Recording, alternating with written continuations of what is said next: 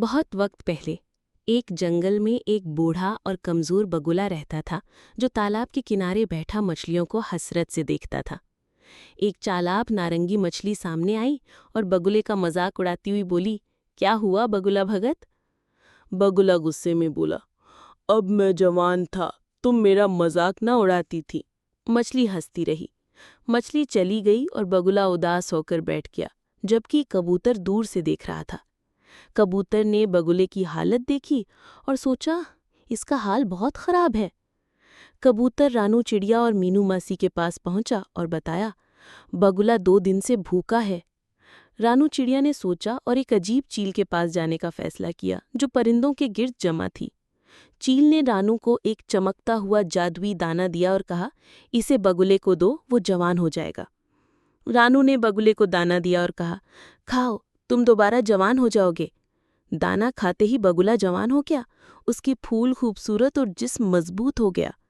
جوان بگلے نے فوراً ایک نارنگی مچھلی کو پکڑا اور بولا، اب تم میرا کھانا ہو۔ بگلے نے مچھلی کو کھا لیا اور مردہ مچھلیاں کنارے بکھر گئیں۔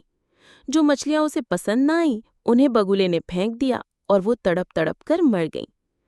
کبوتر اپنے چھوٹے بچے کو اڑانا سکھا رہا تھا جب اس کی نظر جوان بگلے پر پڑی۔ کبوتر نے بچے کو بگلے کے حوالے کیا اور کہا، اس کا خیال رکھنا، لیکن بگلے کی آنکھیں چمک اٹھیں۔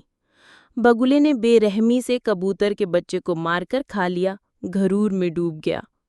کبوتر واپس آیا اور بچے کو نہ دیکھ کر حیران ہوا، میرا بچہ کہاں گیا؟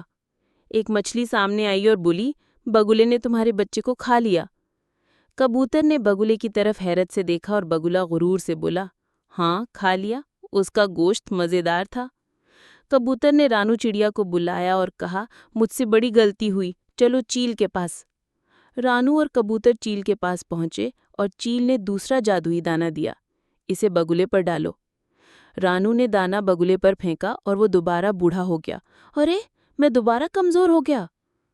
رانو غصے میں بولی، تم بوڑھے ہی اچھے تھے بگلا، اب عبرت سیکھو۔ بگلا اداس ہو کر تالاب کے کنارے بیٹھ گیا اور اپنی غلطیوں پر سوچنے لگا۔ رانو خوشی سے اڑ گئی جبکہ بگلا تنہا رہ گیا۔